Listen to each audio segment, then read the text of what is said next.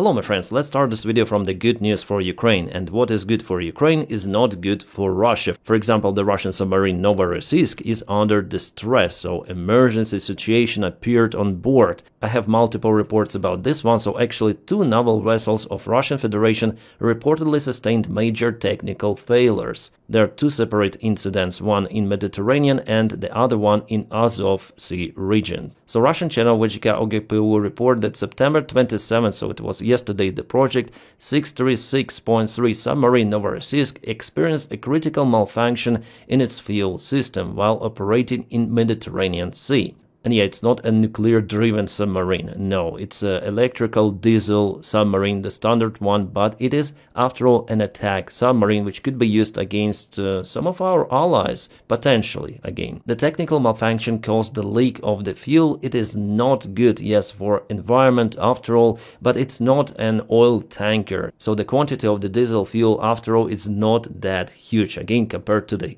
big vessels. So submarine was forced to float up, it showed itself, and I'm waiting for actual images from the place, because now we have just those reports. Well, I think they're valid because many of the media sources confirmed this one, but I want to see more of the data, okay? So now the crew is in lack of the spare parts to fix this technical issue. And again, there is one more reason not to let Russia into international waters, yeah, because they may harm the environment with their stupid old boats. And the second reason, of course, they possess threat to neighbors, to NATO countries as well. By the way, in today's video, I'm going to speak about more threats coming from Russian officials. Their rhetoric is now war-oriented. And the same channel reported about the Russian missile corvette Project Buran M that also suffered some of the technical failure in Azov Sea. Well, actually, it was a collision with a civilian tanker that happened in August 2025, so the last month. It didn't happen yesterday, as in the previous case with the submarine. To be more precise, 7th of August that collision happened, and also the same month, in August, Russia lost the Navy tugboat Kapitan Ushakov.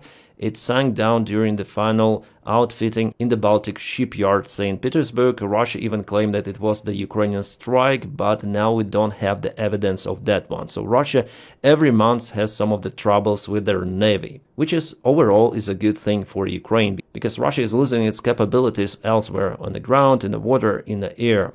I guess by the time I'm recording the video, there is the massive Russian attack on Ukraine, mostly on Kiev, but different cities also touched, and I cannot show you all of the images coming, but it is definitely a terrible thing. Here we have the latest map from Insider UA. Again, it's the time while I'm recording this video. At this exact moment, you see that Shahids are flying towards Kiev, many of the drones. Russia also launched cruise missiles and ballistics. They used strategic aviation.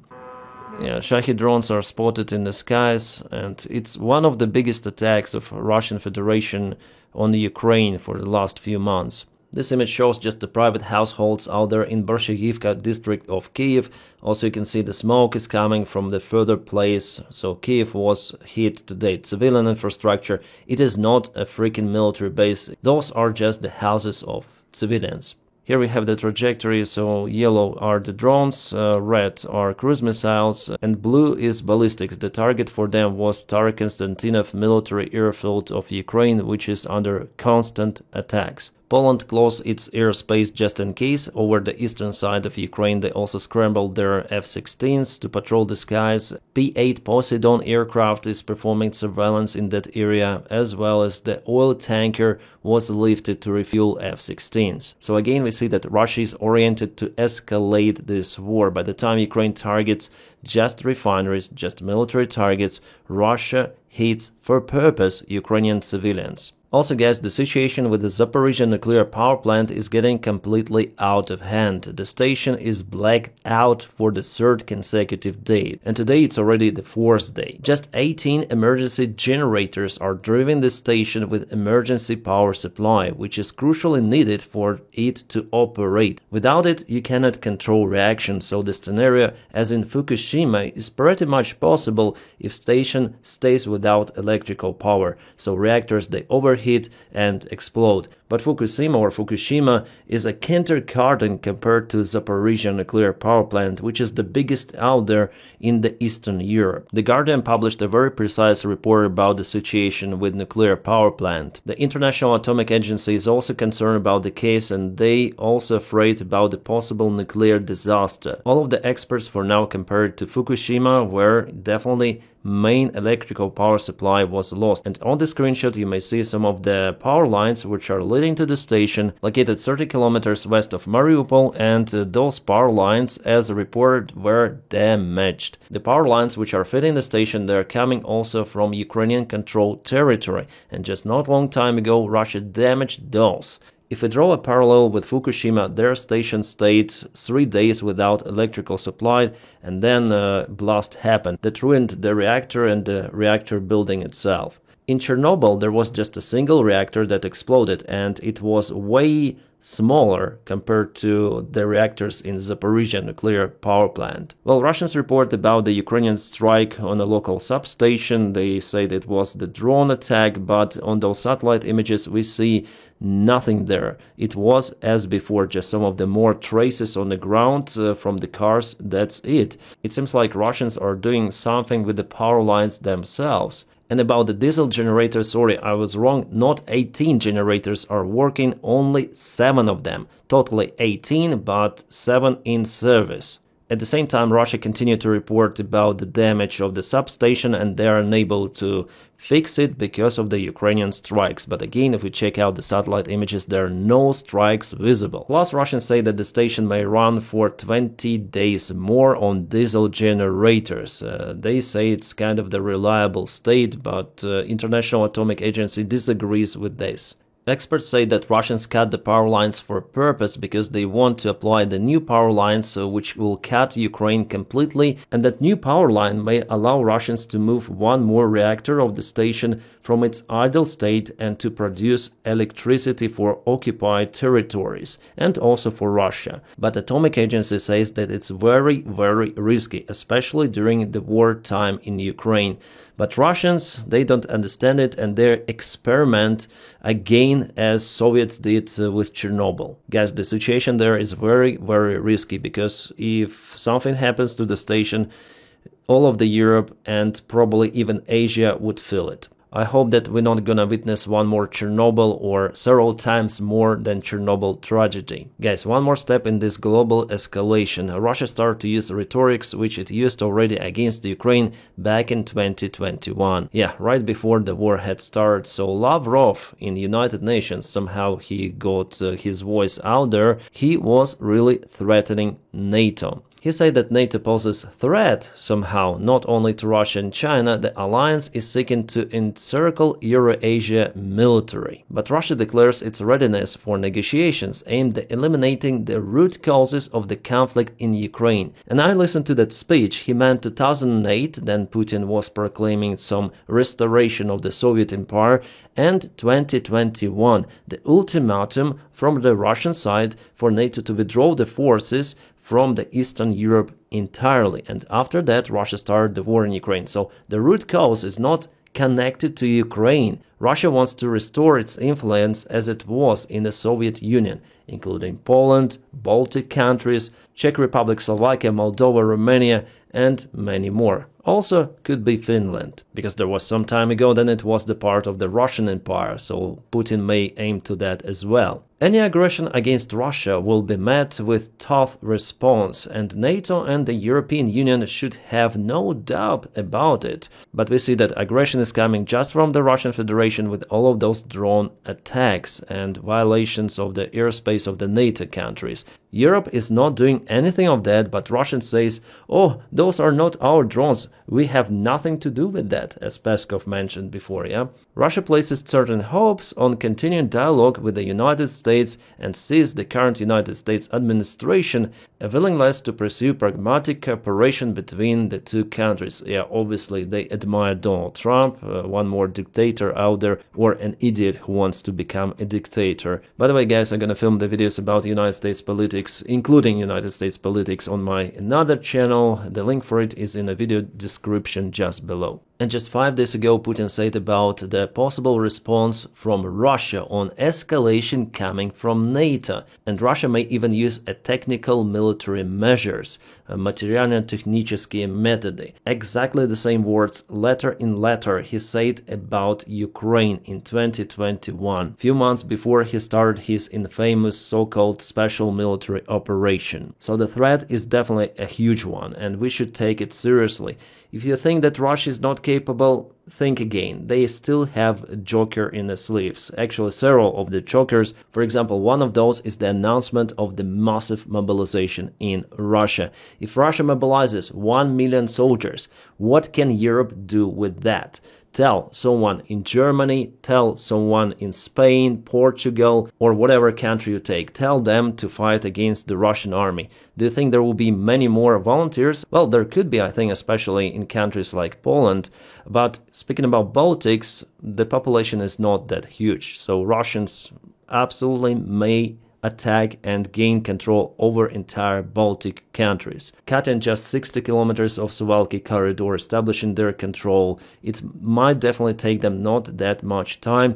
Again, in case of the massive mobilization in Russia. So they need to announce it at first and then to attack. Or to provoke with small attacks and after it announce the massive mobilization and in a few months gain the control. There could be different variants, but I'm sure that they're on the table. I know that I sound pessimistic, but I know Russian, I monitor Russian news, I follow Russian military bloggers, and they all say about this stuff, that there is going to be a big war. And the Russian officials, they say absolutely the same stuff what they said before in 2021, guys. This is damn serious. Yeah, before I was like, okay, Russia is busy in Ukraine, they cannot attack Western countries, NATO countries. But after all, Russia is a huge country with enormous population compared to some of the European countries. So they may easily mobilize 1 million men, give them Kalashnikovs, and they will go just forward, and you cannot stop them. Europe, you will not be able to stop them in the current state you have. Russians have FPV drones, and they still produce their military equipment, tanks, BMPs, everything of that. You see, it's not been used on the front lines in Ukraine recently. They attack mostly with infantry forces. Just sometimes we see the Russian tanks and BMPs burning because it's kind of stupid to use them on the front lines because Ukraine reached this level of the drone protection, so every vehicle out there on the front lines is pretty much an easy target. But Europe is not ready for this modern type of the war. In Europe, there is no even a single drone unit capable to fight in that environment. Russia knows that, Putin knows that, and also Putin knows that it looks like United States of America, they don't really care on what is happening out there. United States will not deploy its forces to Europe. For me, it is vivid 100%. Trump might help Europe with military support. He could apply sanctions on Russia, but more than that, no, absolutely. So Putin has this 3 years window to act with military action on NATO. He's sure that Trump will not put his forces there. And somehow I'm sure myself, judging on the weak reaction coming from Donald Trump, that he was asked about the Russian Air Force violation of the NATO airspace and also Russian drone attacks. So I see the situation, I analyze it, and I have this outcome, which is not that optimistic. And I think personally that this summer of this year was probably the last peaceful one for some of the countries in Europe. I hope I'm wrong. I'm just this crazy guy with a microphone, YouTube channel, whatsoever. I'm not like expert in everything. I don't have lots of the data, but I want to warn you because I have some of the logic, you know. I'm following this war for already extensive period of time, and I understand some of the things. I just hope that I'm not right. I hope that everything will be peaceful for NATO countries at least. And I hope that Ukraine will have enough support, will continue to receive it. And you know, I follow some of the Russian-speaking channels, like for example Michael Naki. He's a great guy. He collects the funds for Ukrainian army, where he also says reference to the Russian military bloggers and the signals coming that the mobilization is inevitable. That bloggers say it could happen this year, so this channel is kind of big, 2 million subscribers. They have very detailed analytics. I follow them all the time. The Russian oppositioner Maxim Katz, you may have different attitude towards him, but nevertheless he is against against Putin's regime. And today he posted the video, mobilization in Russia, is it inevitable? So everyone is speaking about mobilization in Russia, because simply it is not possible to continue the war with the current Russian losses without mobilization. It's not possible. There are less and less Russian volunteers available for them to hire to the Russian army for millions of rubles. They're in lack of those, especially then we see that Russia is not using lots of the vehicles on the front lines, but mostly infantry. And Putin already did it once in 2022.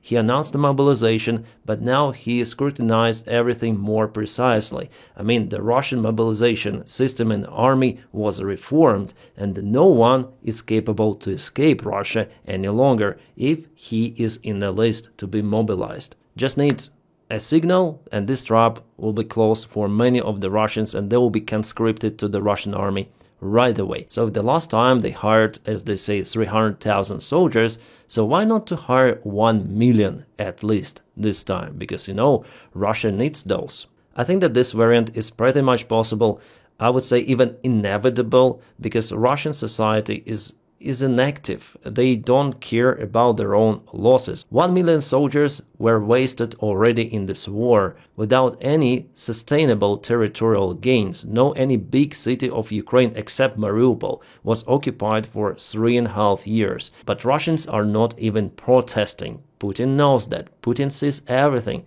and Putin has his own plan. His plan is not peace or ceasefire. No, he just dreams about escalation and restoration of his ex-Soviet or Russian Empire. And about the Russian economy, yes, it is in stagnation, but it is not even close to the worst periods of the Soviet Union stagflation. Plus, Russia has still reliable partners like China, India, and many others who continue to cooperate with Russia, sadly maintaining the Russian economy. So my prediction that still Russia is capable to afford this war for extensive period of time, for many years ahead. Russian economy will not collapse just like that in 2026 and in 2027. No. It's a big country with a huge resource. Unfortunately, it continued its war against Ukraine.